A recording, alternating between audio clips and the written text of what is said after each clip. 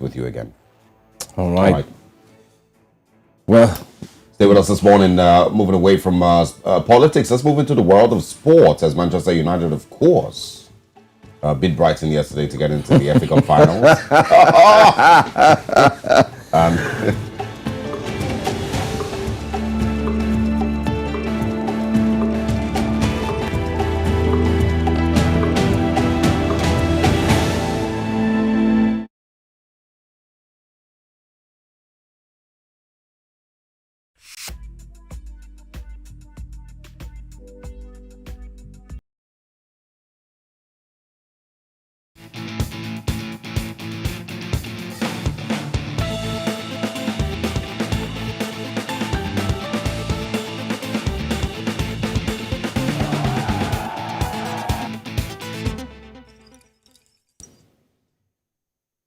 Hello and welcome to Sports Update on Breakfast Central. I am Udoka Njoku.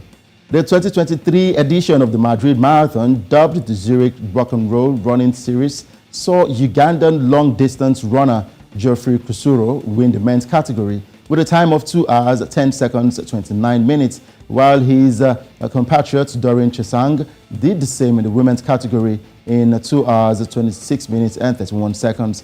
Kusuro fought competition from Kenyans Sila Kiptu and Bernard Kimkemboy and settled for second and third, respectively. Doreen Chesang took a commanding lead in the women's category, and Fetale Segei came in second place at 2 hours, 32 minutes and 18 seconds. And Marta Galimani, first Spanish classified and bronze medalist, posted 2 hours, 37 minutes and 47 seconds in the third position. And reigning world 100-meter hurdles champion Toby Amusan tops the list of 5 Nigerian athletes who have secured qualification to the World Indoor Championships scheduled to hold in Glasgow, Scotland in 2024 after the entry standard was unveiled by World Athletics. Amusan, who did not run in the 2023 outdoor circuit, secured her qualification through her outdoor performance at the Tom Jones Invitational in Florida about a week ago, where she ran 12.59 seconds. Joining Amusan are sprinters Rosemary Chukwuma and Favor Ofili, who both achieved personal best during the NCAA indoor circuit. 2 male athletes, Favor Ash and Ezekiel Nathaniel, also secured the spot in the championships through the NCAA indoor circuit. The window for qualification is still open, and several Nigerian athletes are expected to make the mark to qualify for the global tournament. And to the English FA Cup, Manchester United will contest the first ever Manchester Derby FA Cup final after squeezing past Brighton and Hove Albion 7-6 on penalties at the end of a goalless draw, with Brighton's Solly March's miss proving decisive. Manchester United are on course for a domestic double after winning the EFL Cup, while Manchester City are chasing a treble, the EPL, the Champions League and, of course, the FA Cup. Pep Guardiola's Man City defeated Sheffield 3-0 to reach the final, with Algeria's Riyad Mahrez scoring a hat-trick. Now let's listen to the coach of Manchester United, Erik ten Hag. Yeah, we will do everything to give them that, to give them the second trophy. Everything what I have, everything what the team had, what the staff have, we will do and give everything to get that done. And yeah, we can do it because we prove it. But yeah, it's not an easy job. It's a great team, but we also have a great team and great players, and we can beat them. Of course, Manchester City is a great team. Words from Erik ten Hag, the manager for Manchester United. He also said his team has what it takes to beat Manchester City. So it's a big final to look out for in June, talking about the first ever Manchester Derby in the FA Cup final. Now let's look at the results of English Premier League games played yesterday. AFC Bournemouth lost at home to West Ham United, a resurgent West Ham United, 4-0. And Newcastle United taught Tottenham Hotspur football lessons. That game ended 6-1 in favor of Newcastle United, with Alexander Isak getting a brace in that one.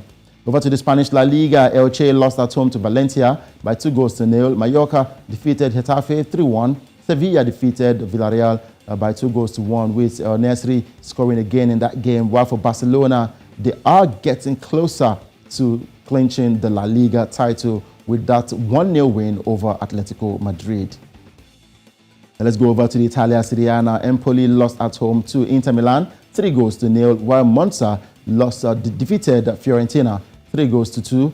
Udinese defeated Cremonese by 3-0, while AC Milan were 2-0 winners over Lecce. And for Napoli, of course, talking about Victor Osimhen's Napoli, the stoppage time goal by forward Giacomo Raspadori, and runaway Serie A leaders Napoli a 1-0 victory at Juve on Sunday after the host had 2 goals ruled out following the VAR reviews. Now Raspadori came off the bench to fire Napoli 17 points clear on 78 points. Now, if Napoli win at home to Salernitana and Lazio draw or lose away to Inter next weekend, Napoli will seal their first Serie A title in 33 years. And the last one was won with the late Diego Armando Maradona. If it happens this way, then Napoli would be Serie A champions with 6 games to spare.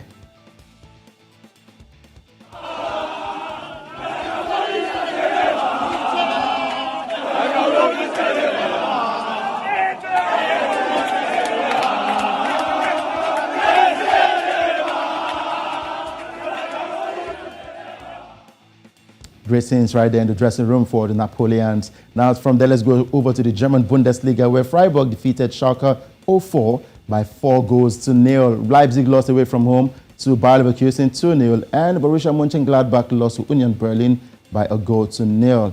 In the French Ligue 1, Reims lost at home to Strasbourg 2-0. Ajaccio and Brest played at a goalless draw, while Lorient lost to Toulouse by 1-0. It was a 2-2 draw between Troyes and Nantes, and Nice lost at home to Clermont-Foot 2-1. Montpellier defeated Rennes by 1-0, while Lyon lost at home to Marseille, the away team, 2-1. And of course, the PSG are getting closer as well to the French Ligue 1 title.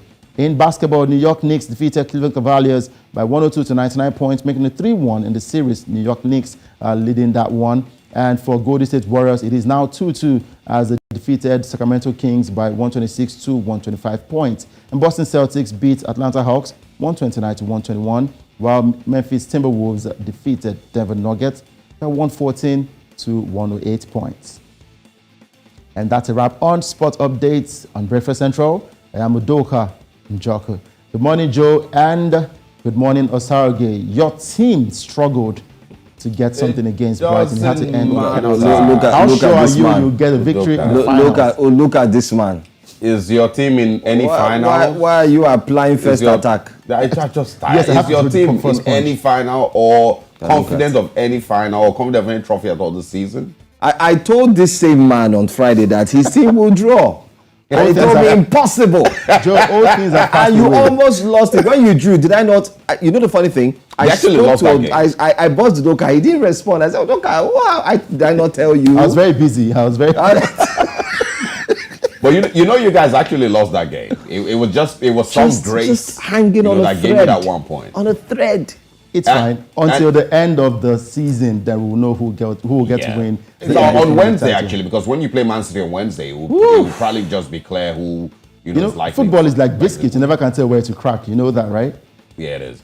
Okay. Quickly, before we let you go, I want you to quickly just talk about the disgrace that happened to Tottenham yesterday. How you 5 goals down in 20 minutes. Or 21 minutes. So I think there's a revolt from the players. I think they don't like what's happening with the club. Daniel Levy needs to go. That's our number one. And it also proves that Antonio Conte was never wrong with what he said about the players and the club as well. Yeah. And Mourinho wasn't wrong as well. Titles. And Mourinho wasn't wrong. Exactly. Mourinho wasn't wrong as well. So Tottenham are in their own mess. Thank you so much, Udoka. Please drink some Arsenal tears as you proceed on today's activity. All the best. All right, thank you very much. Well, let's bring you a recap of some of the top stories that we brought to you thus far this hour. Illegal migrants found in Zambia, Maysfield. We talked about this. Yes, and of course, Sudan clash. Ghana begins plans to evacuate nationals in Sudan, along with other African nations. Victor Osimhen's Napoli inch closer to Scudetto with win at G. And we have more coming your way in the second hour. Let's tell you what's coming up next. Former Enugu State Governor tells Peter Obi to withdraw petition. That's in Nigeria. APC dissolves Presidential Campaign Council. We'll take a look at that story. And of course, in entertainment, Davido thrills fans in this timeless show ahead of course, Forbes Africa Summit.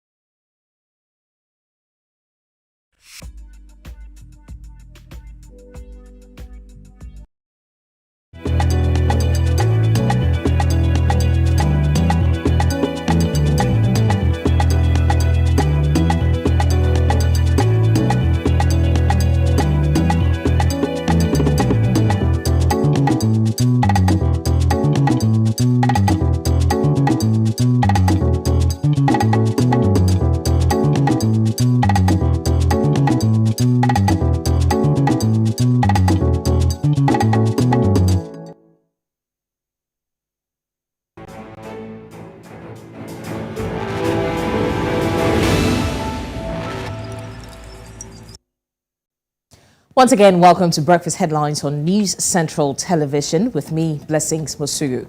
Let's start in the east of a continent where Ethiopian Prime Minister Abiy Ahmed says his government has opened dialogue with a rebel group active in the Oromia region, the country's largest and most populous region, surrounding the capital Addis Ababa. Speaking at the gathering of participants in the Tigray peace process, the Prime Minister noted that the Ethiopian government and the people will require the peace talks with the Oromo Liberation Army, which will commence on Tuesday in Tanzania. The official Oromo Liberation Army, OLA, has been fighting the Ethiopian federal government since its split in 2018, with the historic Oromo Liberation Front, the OLF, when it renounced armed struggle.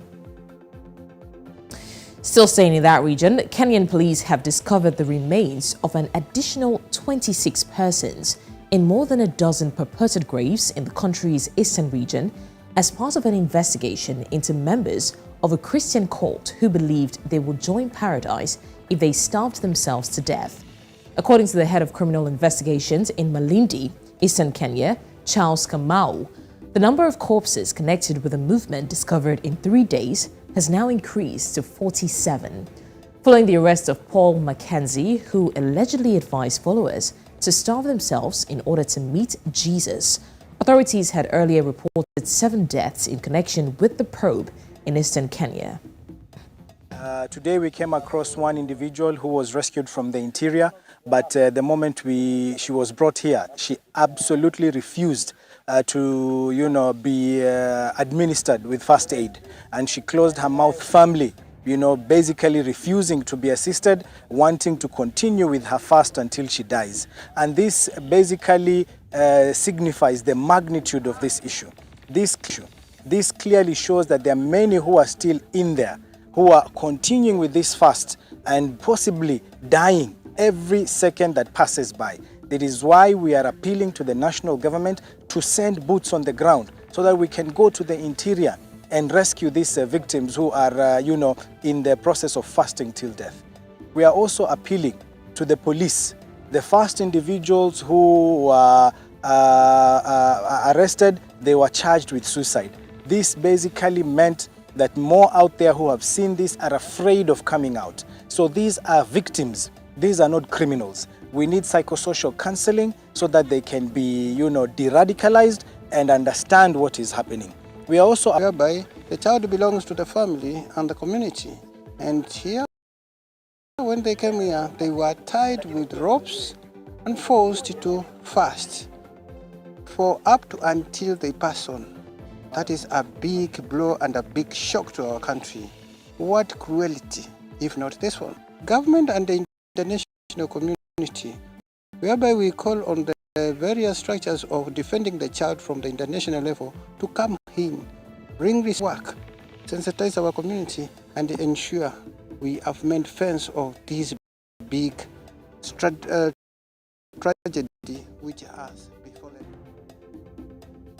A very surreal and shocking development in Kenya. Now to Sudan, where the country's army and the Rapid Support Forces, RSF, have accused each other of launching attacks on diplomatic missions in the country.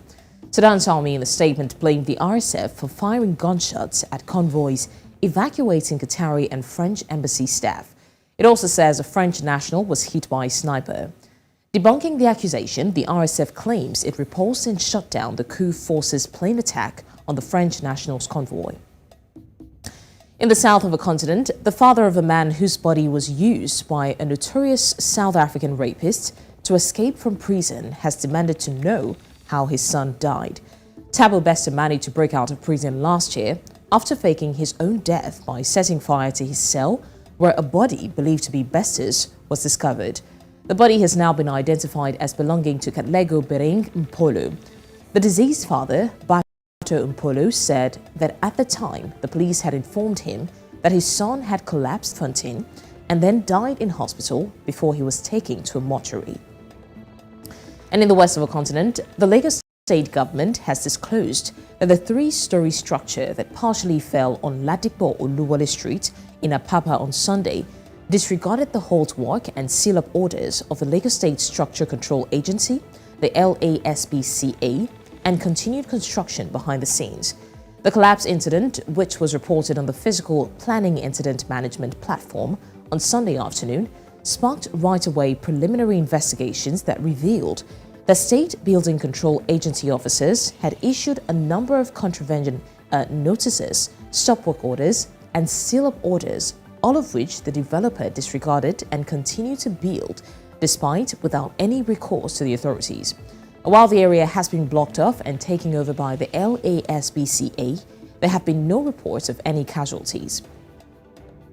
The ruling All Progressives Congress has dissolved its Presidential Campaign Council, which was inaugurated in October to campaign for the victory of the president-elect, Asiwaju Bola Tinubu, and his running mate, Senator Kashim Shettima, in the build-up to the 2023 presidential election. The dissolution was contained in a statement that was jointly signed by the PCC Director General, Governor Simon Lalong, and the Secretary of the Council, James Faleke. Lalong also applauded the President Muhammadu Buhari for his unflinching support for the APC presidential candidate throughout the electioneering campaign. And in the north of the continent, Algerian President Abdelmadjid Tebboune has said that he will visit France in June following a diplomatic row over a French-Algerian activist. The visit, which was originally scheduled for May, was reportedly postponed to June as a result of a phone discussion between Tebboune and his French counterpart, Emmanuel Macron. The French president and Tebboune agreed to pursue measures to make sure that the visit will be a success, according to a statement from Macron's office. A Moroccan police seized 5.44 tons of cannabis at the northern port of Tanger Med. Police says its team, alongside customs personnel, found the drugs, which were in the form of compressed resin, on an international freight truck heading for Spain. According to the statement, cannabis was hidden in cavities deliberately put in the truck's trailer and chassis, and the 45-year-old Moroccan driver was detained.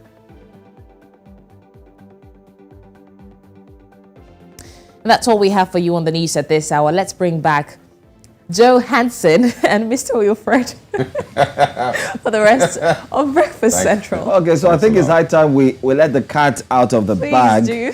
And the story of Mr. Wilfred. Mr. Wilfred and Mrs. Myers. Miss Myers. Miss Myers, you want to tell us how you got that name? Let me just say it as briefly as possible. So someone out there on social media was pretending to be me, and from one of my followers I was able to find out who the person was, selling things, basically a scammer, and he calls himself Miss Myers, or she calls herself Miss Myers, who lives in the UK, right? And then took like almost all of my pictures, and I found one of the pictures to be myself and Osaoge right here in the studio, which is a very dumb thing to do. You're selling bitcoins, and then you're standing in a news studio. And he says Mr. Wilfred has got his own share of the money. I haven't seen the money, but Mr. Wilfred is yet to tell me where the money is. I haven't seen the money either. I've looked at Is that Mr. Wilfred received how much again? I don't know. It wasn't They stated. didn't It say. just said, Mr. Wilfred has gotten his, and I was I didn't So see anything. hence the Miss Maya and Mr. Wilfred. But another thing is, that person actually dug really deep, because I saw pictures of lessons that I haven't even seen on our page. Wow. I saw pictures that I only saw once. I only posted once, and that was it. Very interesting. Great work, I must say, really. Yeah, I mean, so once again, every now and then you see that people use your pictures to catfish, and we hope that, that page doesn't scam someone and then, Yeah. And I think this is a reminder for the viewers, whoever is posing to be who, please verify before you pay any money to anybody's account, right? No matter what you want to buy, be sure of who the person is. And sometimes just maybe ask. I think you know the account you're following. So if you see a pseudo account, you should know. But anyways. Tell them to make a video saying today's date. Or Then what holding is today's that? newspapers. Yes, That just might any help. means to verify. Really, you Yeah. should. All You right. should. Anyway, Ms. Myers, thank you for stopping by. Thanks for Thank the you, stories. Mr. Wilfred. When I get my alerts, I'll let you know. All right, let's take you back to the newspapers this morning. The major stories making headlines across the continent. We'll be bringing them to you right next.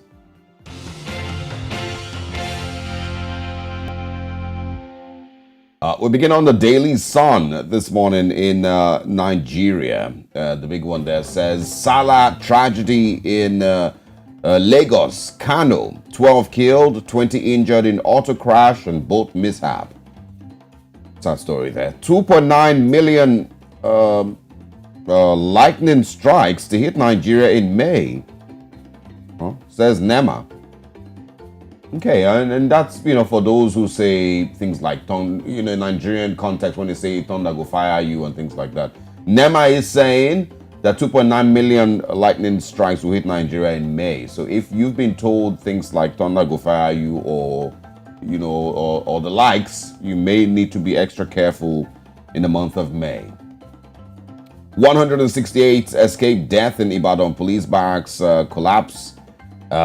2 cars, 5 generators, and 3 motorcycles destroyed. Also, APC dissolves Tinubu Shatima Campaign Council. And Amani urges Obi to withdraw case against Tinubu.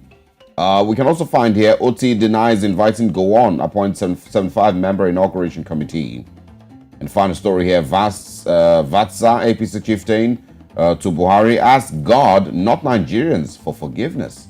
These are the big stories on the Daily Sun this morning. Let's move to the Vanguard, still in Nigeria. All right, let's go straight to the Vanguard this morning. Vanguard has on the front page, over 30 taxes choke industries in Nigeria. Global competitiveness, that's what the header says. Well, 17 bills on more levies pending in NAS. Taxes above global average of 23.37%. SMEs lose 9% of yearly income. Stakeholders chart a way forward. Someone once said it that the taxation in Nigeria is indeed too much. You pay for different things at different times. Some seem to be repetitive. Some seem to be a tax that you may have paid in between another tax or inside another tax. So it's a tax upon tax, just like that. Anyway, Zamfara reinstates Emir dethroned for turbaning bandit leader. Wow. Okay, page 10. Sudan war, Nigerians' only way out is evacuation by road. Federal government has come out to say that. Federal government has come out to say that Nigerian students in Sudan need to stay indoors. Says it's dangerous to move to borders. Visa officials exploiting us at Ethiopian border. Nigerian students cry out, say we're dying of hunger, no medicine, as people flee over bombings, shootings. Yoruba students in Sudan seek Southwest governor's intervention. This is where I have a problem. I don't think you should say Yoruba students in Sudan. You have students from different Nigerians, tribes. We're all Nigerians. Just say Nigerian students. And if they're seeking the help, it shouldn't just be the help of the Southwest governors. It should be the help of the federal government. Absolutely. Because every life matters. It doesn't matter where you're from. You are a Nigerian. As long as you're a Nigerian, it doesn't matter whether you're from the south, the east, the west, the north, the central, wherever. Just call on the federal government. So I think it's one thing we might also want to pay attention to, especially when we take a look at our headers as well. Anyway, federal government failed woefully on security. Catholic Archbishop says nationwide blackout looms as generation falls below 4,000 megawatts. Nigeria still struggling with 4,000 megawatts back and forth. APC dissolves Presidential Campaign Council. We'll talk about that later on. 10th NAS, Betara Wase Jaji in 3-horse race for Speaker. And I think the Vanguard is indeed loaded. You would have enough to read about. So we'll make sure you go cop one or pick one up and enjoy. All right. Now let's move away from Nigeria and go to Cameroon this morning on the Guardian Post newspapers. It says here, government silent as Chad recalls ambassador. You can find out more and why on that story. It says today marks 4 days since the neighboring Republic of Chad recalled its ambassador to Cameroon, Dija Musa Utman, in what observers have said is a diplomatic rupture between Yaoundé and N'Djamena. The decision, of course, is related to business deals. You can also find on the Guardian Post, I beg your pardon, dismissed SDF bigwigs say move confirms party's march towards joining government. And that is with regards to the appointment of Mochigu into Senate. Honorable Malomba takes peace crusade, Bia's humanitarian aid to Tole. And these are the stories that we can take on the Guardian Post this morning with the time that we have. We, of course, will be moving straight into our top stories right after this short break. Stay with us.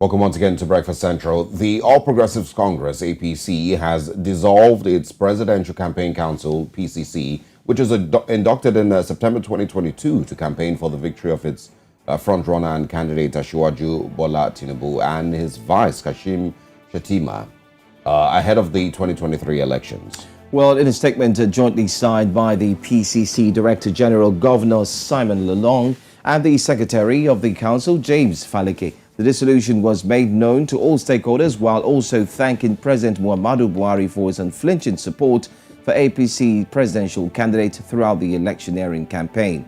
Well, that's the latest emanating from the camp of the APC, although many were expecting that they would get to see the president-elect himself, who would equally speak and address the entire stakeholders and tell them that thank you so much, just as we see there on the screen, although this is an old footage. But then again, the APC has indeed, the PCC for the APC has indeed done its job, and it's right for it to be actually closed or, So I mean, yes, I agree with the, those who are asking where is the president-elect. Since the election, he has not been seen. It was one of the stories in the news this morning that said he would show up today or return today or something like that. But of course, there are legitimate questions from Nigerian citizens asking where he is. That's one. And then two, the conversations about, one of the things that, people have also spoken about is you might be setting up a transition committee and, of course, ending the campaign committee. But many Nigerians are still asking for the tribunal to be concluded first. And I think I've seen this in a couple of places where people say that they would rather have the conclusion of the tribunal before swearing in, instead of having a swearing in while the tribunal is still on. And the 180 days that is stated in the Electoral Act for the conclusion of a tribunal, many people have also said that is too long. I think I did see an interview with Olisa Bakoba, SAN, where he said that 7 days should normally be enough for the conclusion of a tribunal. And after 7 days, the courts or the tribunal should have decided who eventually won the election, and we move on, as a country. 180 days is just too much. This came from, I think, from the Shehu Shagari election, where he said that his election was flawed. They eventually set up the Ways panel that, of course, brought about its own resolutions stating that, saying some of all these things. But I think one of the popular ones was the part where it also stated that INEC should not be a party to the petition. Because when you make INEC a party, then INEC now steps in to be defending itself. It really only should step in as a source for documentation and evidence, that has been required by the tribunal or in court, instead of stepping in to be defending itself. You remember in 2019, it felt like it's INEC that was being, petitioned instead of the APC. And so this is some of the things that Nigerians are pointing out. The time that it would take for the tribunal is too long. 180 days is too long. There would be a new government in office at that time, and so it just doesn't make any sense. And then also that INEC normally should not be a petition or a part of the petition. They should only just be there to provide evidence that is being sought after. Well, from the camp of the Labour Party, they've responded to the response that was equally sent by the APC. So what that means is anytime from now, the cases should actually, the court should come alive. Let's put it that way. Judiciary is indeed the focus. That's where everyone says will be the new focus, especially counting down to May 29th. In the meantime, from the camp of the APC, they say that the court cases will not stop inauguration on May 29th. And of course, that same sentiment has indeed come from the current ruling government. Now, concerns indeed have also continued to flare up regarding the president-elect's whereabouts. So just as we mentioned here on Breakfast Central, the papers as well have said so. And on social media, there are a lot of platforms that have said that they would equally look forward to welcome him in today, that is expected to be in the country today. Yeah. He did take a full month off to relax and rest in France. Yeah, but just to clarify, the Electoral Act says within 180 days. The tribunal should be concluded within 180 days, and it's not necessarily it must be 180 days, but we can see and tell from the body language of the tribunal and from INEC and everybody who's concerned that they seem to be looking at 180 days. Okay, there's enough time. Let's take our time. No need to rush. But Nigerians would have preferred that all of this is concluded before there's a new government in office. There's really no need in inaugurating and dancing and celebrating, and then the court say, okay, you didn't win, and then you have to, it's just too chaotic. Well, the situation, like many have said, should have actually been sorted out before the review of the electoral laws. That was omitted earlier. We did have a guest who joined us here on the show from the PDP Council as well. Yeah. He said, he did mention, my brain does fail me now, the name of the late lawyer who had been fighting for that 180 days, saying that this should not stand.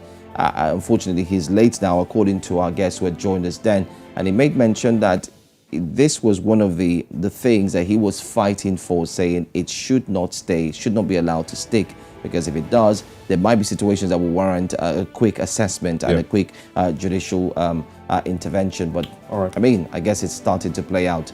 But we'll bring you updates on that. But let's still stay in Nigeria because that's what we do for this hour. With just 35 days to the inauguration of Nigeria's next president, calls have intensified for petitions against the president-elect to be dropped. Former governor of Enugu State, Senator Chimaroke Nnamani, has asked the presidential candidate of the Labour Party, Mr. Peter Obi, to withdraw his petition against the president-elect Bola Ahmed Tinubu and join him in the task of making a new nation. Nnamani made the remarks while addressing newsmen on Sunday, urging Peter Obi to accept the presidential election result and work with APC's president-elect Bola Tinubu as he prepares to be inaugurated. The former governor said, and I quote, Obi knows he has neither spread nor national appeal to win the presidential election. What he's doing with the petition is bad belly, petulance, and demarketing. I'm not sure why. Now, many reactions have trailed the former governor's statement. However, and of course, joining us this morning is Chukwuma Okenwa, who's the executive director, lead network. Good morning, Mr. Okenwa. Thanks for joining us. I think you need to unmute your device. We can't hear you yet. Okay, yeah, the mic is unmuted, but yeah, okay. now we can. Can you hear me? All right, great, Brilliant. great to hear you. Once again, we're hearing from Ken Nnamani or Chimaroke Nnamani, and of course, I want to get your views on this statement. Mostly because it seems, if you read more in the statement, it seems like he's still painting Peter Obi as an Igbo, candidate, and he's still making statements like, drop your petition, let's build fences, so that the Southeast will not be left out or disenfranchised and some of all of that. Do you agree with his views? Do you think that, we should still be having conversations about the Igbo aspect of this? Well, I think at this particular point, where the petitions has been clearly laid before the court, what I will see what Chimaroke is doing, even though he is masquerading as a statesman, but by allegedly trying to present himself as someone speaking for the region, but Obi will be like one of the few out of many he's been attacking this particular period after he lost his senatorial bid, and allegedly he was looking at himself as someone being aligned as the next Senate president of Nigeria. But unfortunately, you will first of all need to be a senator for you to be eligible for that context. So he's lost out. And it's been like throwing of tantrums on, on Twitter. From one Igbo leader to another. So I think why that is diversionary at this particular point, the matters are before the court. So let the court decide.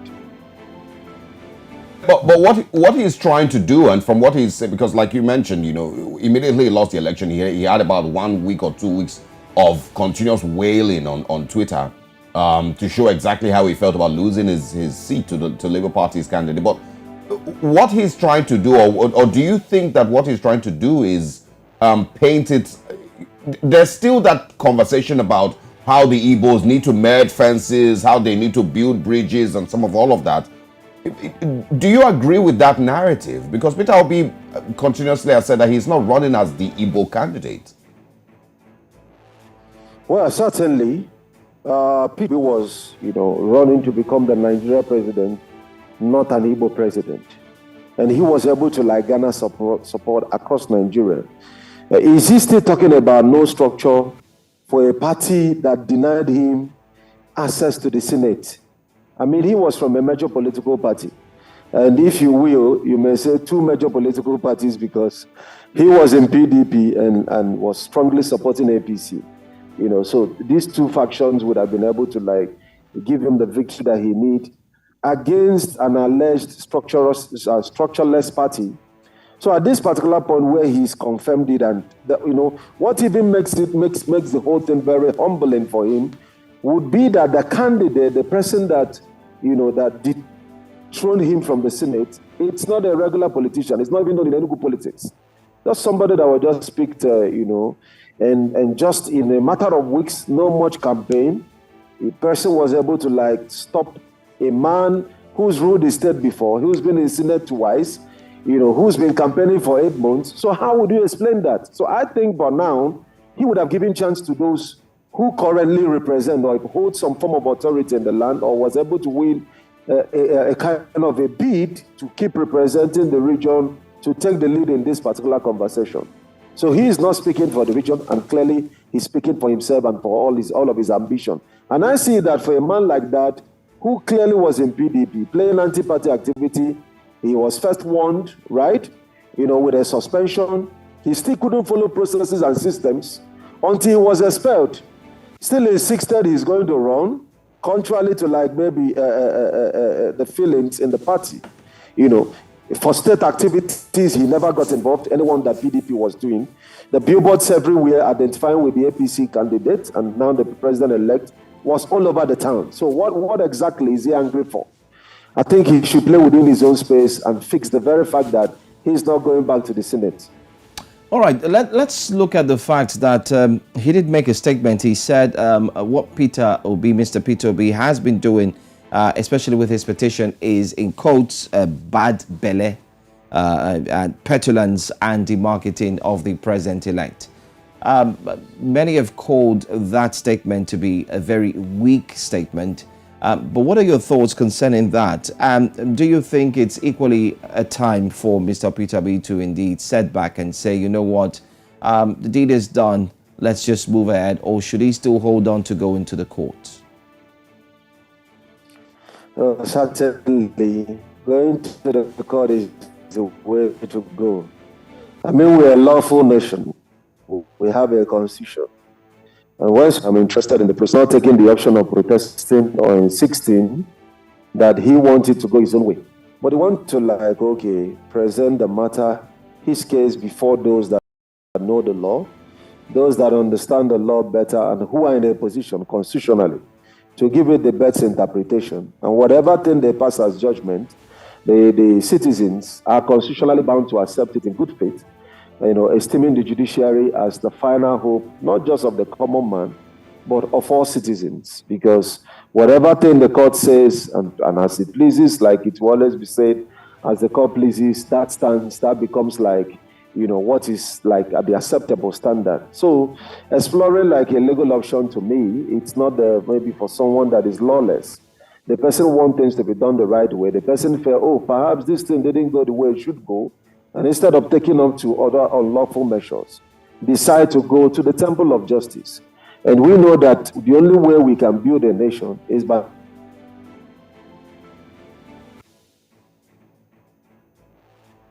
I think sustaining and okay. Go ahead, please. Yeah. So the only way we can sustain justice, right, is by being part of that process, insisting on it. And I think that's exactly what he has done. Okay, and let's just talk about Chimaroke Namani, is the former governor in Enugu State, of course, a senator for many years. I also want to talk about his popularity in the state as it stands, and and what the political games are seeming like. The PDP eventually retained Enugu State, Labour Party. I'm not sure if they will be contesting, that going to court, but talk about what the situation currently is like for the political structure in Enugu. That includes, of course, Chimaroke Namani, and of course, maybe also former Governor Sullivan Chime. Okay, so they feel in the state, of course, Labour Party has already officially fired up at the tribunal, contesting for the winning. At the moment as it is in Enugu, the usual maxim of Enugu is maybe a PDP state is no more, because as we are talking about now, Labour has more senators in the states, 2 out of 3. And then in the House of Assembly, you have 14 out of 24. And then also in the House of Reps, you have 7 out of 8. And largely, one of the people that actually demarketed PDP is the particular senator that is actually speaking at the point. And in fact, it got to a point in Enugu politics where the basis of assessing who is credible and who is not credible is based on your credibility to Chimaroke Namani. It really got that bad, right? We had cases of him going to communities as usual to interact with people at the local level, and he was so bullied, right? He was harassed.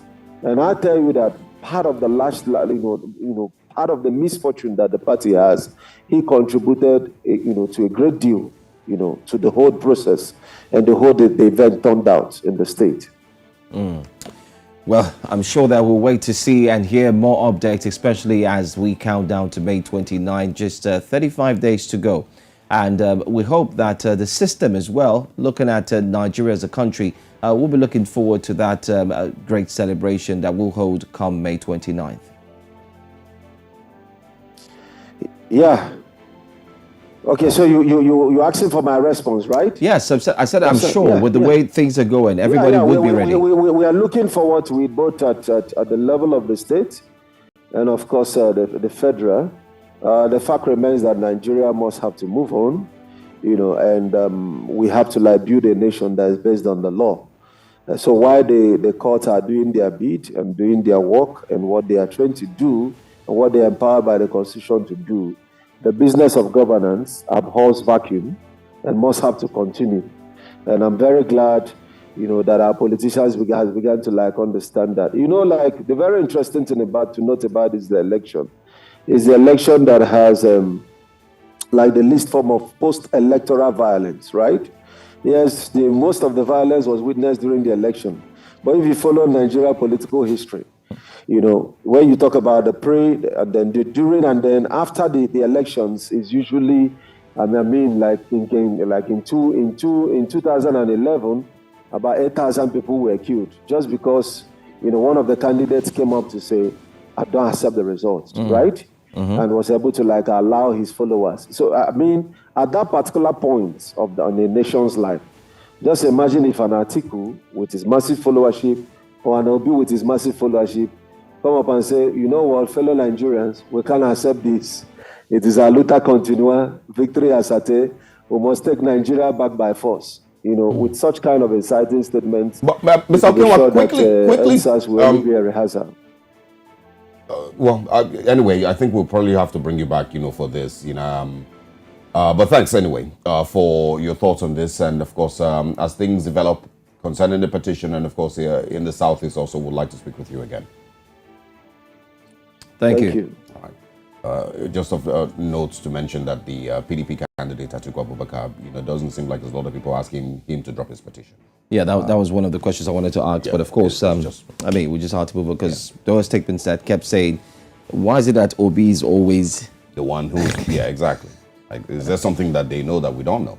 All right. Anyway, let's move away from Nigeria and see what's further information on the situation in Sudan as the crisis worsens with continued clashes between the army led by Abdel Fattah al-Burhan and the Rapid Support Forces, RSF, led by Mohamed Dalago. Nigeria is currently unable to evacuate thousands of its citizens due to the dangers posed to air travel in the North African country. However, measures have been put in place to, of course, ensure the evacuation is done as soon as possible. The Nigerian, of course, the government also has added that humanitarian groups are making efforts to distribute food, water, and medicals, while all efforts are being put in place to get the warring parties to come to a ceasefire. Well, in a tweet made on Friday, the chairperson of the Nigerians in Diaspora Commission, NITCOM, Abike Dabrierewa, said, while at NEMAN Nigeria and the Nigerian mission in Sudan have put in place necessary arrangements, any flight now is gravely risky. Airlines on ground at the airport were all burned.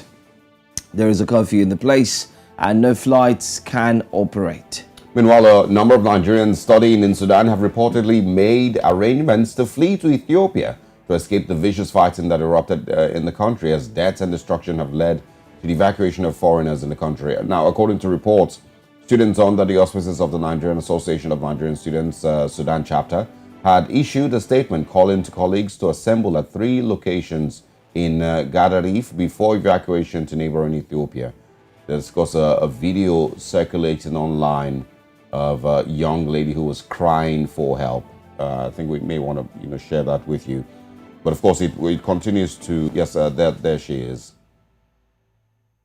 Students studying in Khartoum, Sudan. As you all know, there is a terrible war happening in Khartoum, Sudan. In Sudan, actually, and it's always getting worse by the day.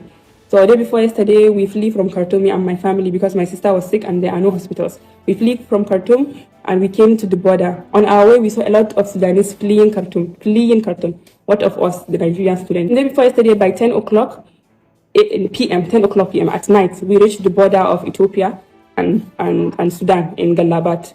We slept there, and yesterday we entered the border, the immigration office of Sudan, and they said they are going to stamp the exit visas for us to Sudanese border. And then the Ethiopian border, they told us they are not going to let us pass unless we have our visa to enter Ethiopia, and we don't have it. The Nigerian embassy in Sudan is really trying their best. We talked to them, they sent a letter for us, and then the people at the border said they are not going to let us pass unless it's a visa. So they sent us back to Gadarif, which is another location near the border. We went to the consulate and we asked for the visa, and they said they are not going to stamp visa for us, they are only stamping it for Sudanese. So Al-Muhim, right now we are stranded in Gadarif.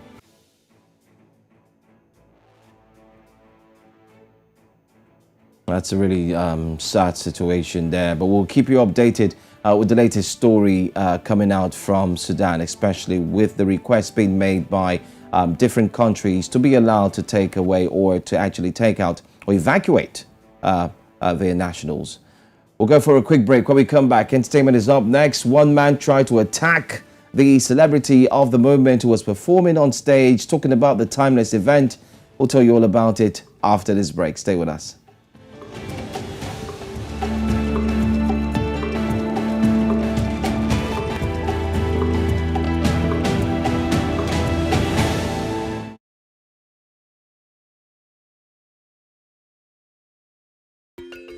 Africa is rising. Again, we hear our sounds echo on the other side. Afrobeat and Afropop reinvented, hip life brought back to life, new energy infused into Kwaito and Kwela. Africa is balling. Every stroke, every shot, every raise, we find our place at the top. Taking the helm of real power, new hopes for democracies. A breed of entrepreneurial tigers, audacious storytellers, and a promising generation raring to go. Truly, Africa is rising. And this is where the stories that define our continent live.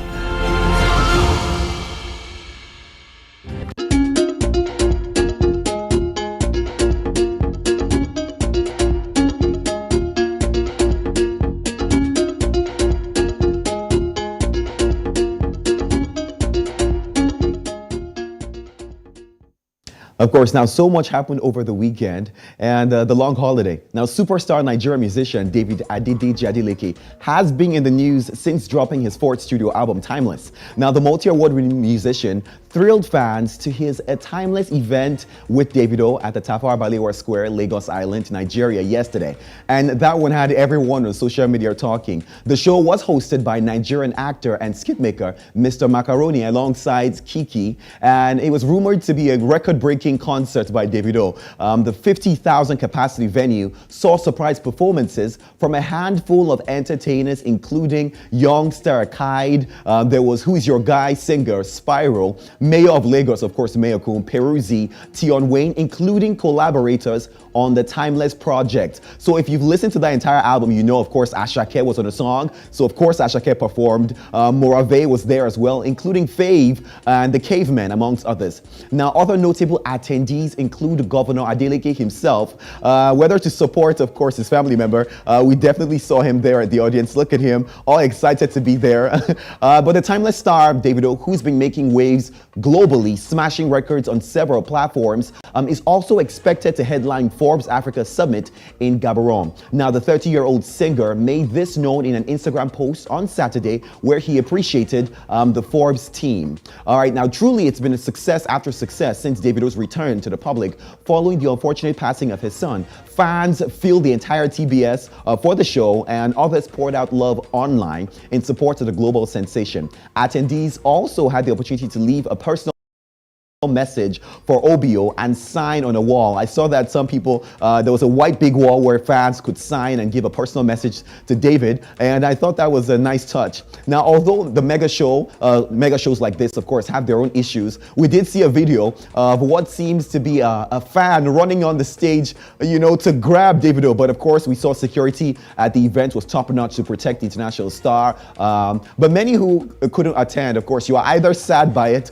or many others were thrilled by watching ton of the videos that flooded the internet, including Twitter, and it's incredible. According to Forbes, Davido's Timeless has amassed over 333 million streams globally in the first 10 days of its release. Now, this includes 43 million in the United States alone. Currently, the 17-track album has hit #2 on UK's Apple Music top album charts. So it's incredible to see Davido do his thing. I'm going to play a few clips from the performance just in case you missed it and you couldn't be there, like myself. We could watch it and feel OBO for himself. Let's watch this.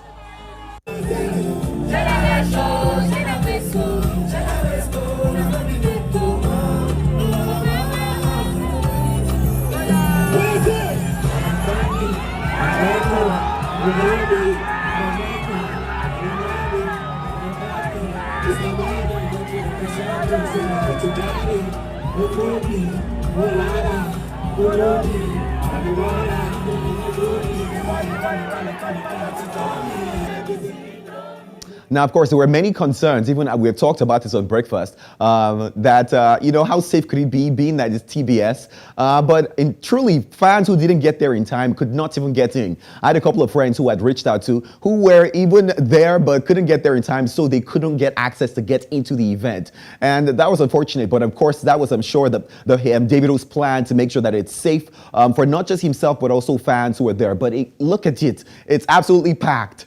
All right, but that's not the only thing that happened over the weekend. The Consulate General of the Republic of South Africa in Lagos hosted the first ever South Africa Week celebrations. Now, to commemorate the 29th anniversary of South Africa's democracy and the 29 years of former diplomatic relationships between South Africa and Nigeria, a line of activities have been put together.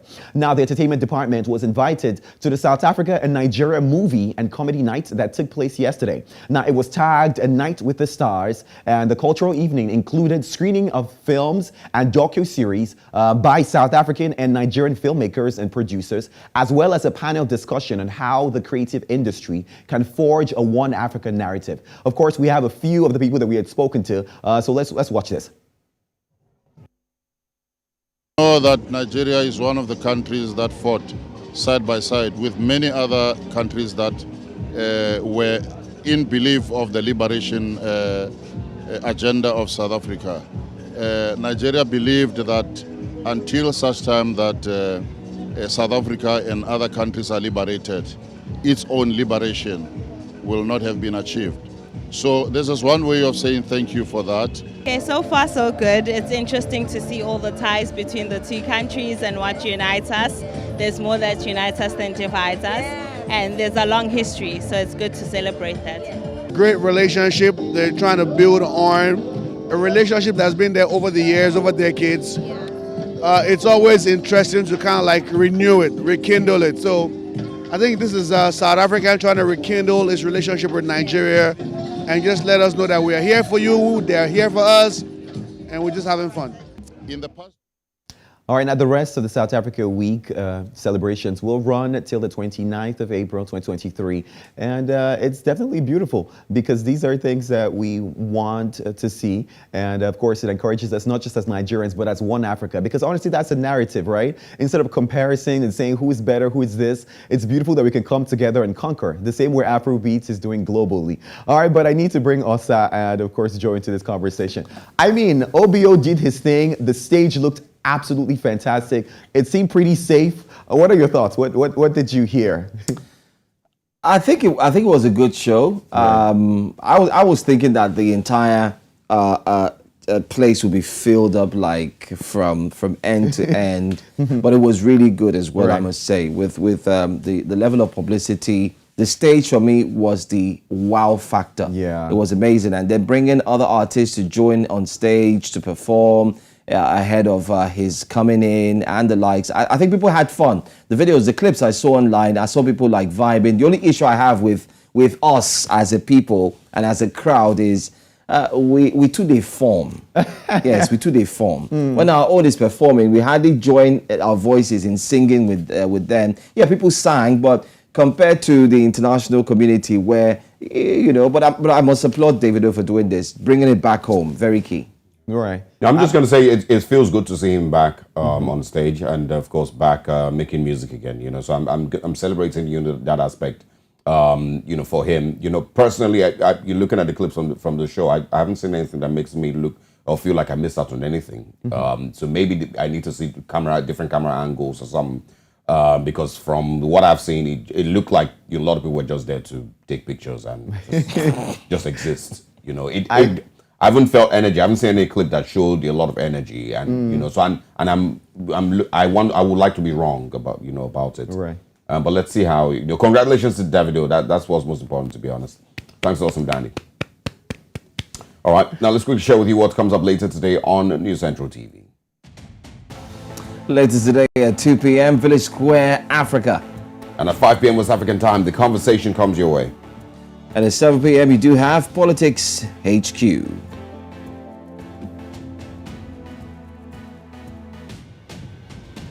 This is where we say goodbye. Thank you very much for kicking off your week with us. Of course, public holidays here in Nigeria is back to work again tomorrow. We're going to be back here, as always, of course, for the Tuesday. Are you going back to work tomorrow? Yeah. For the Tuesday morning's edition of Breakfast Central. Just to quickly remind, you know, for Nigerians in Sudan, please, I would advise that you wait for the Nigerian government's directive. Yes, please. To ensure that you do not make any mistakes and put yourself in more danger. Wait for the Nigerian government's directive. And of course, we hope that Africa is able to encourage these fighting factions to come to some agreement and stay in peace. Absolutely. There's nothing like a peace. It yields and breeds more room for acceptancy, love, and the likes. From me here, I'm Joe Hansen. And I'm Osaogi Ogbon. See you tomorrow.